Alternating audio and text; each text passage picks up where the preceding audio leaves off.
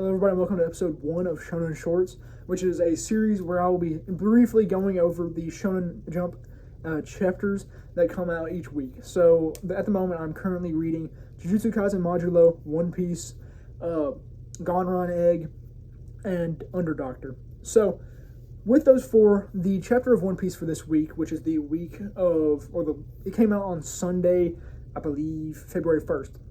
So this One Piece chapter, I believe, is chapter 1172.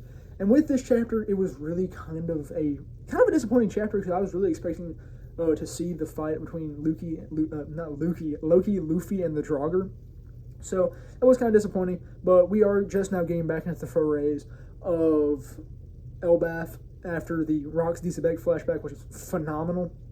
But, or Baby Diesebeg, whatever you're going to call him now.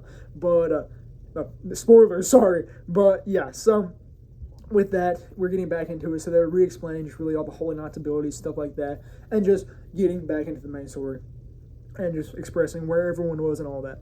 So that's what One Piece was for this week.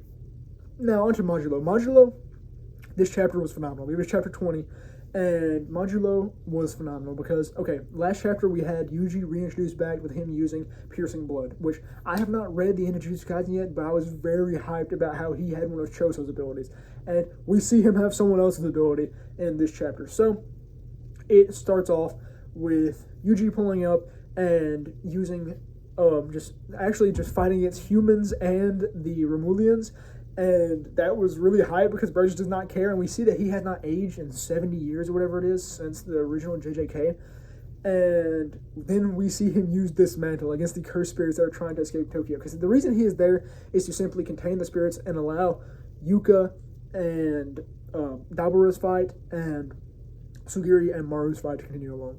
So then we have Mahoraga and Dabura fighting.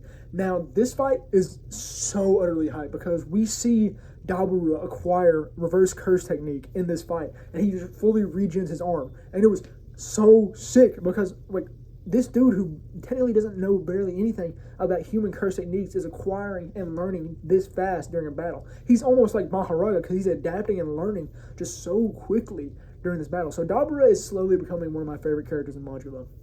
But yeah, have their fight. And then you have Sugiri versus Maru. And I believe it may have come to a conclusion now.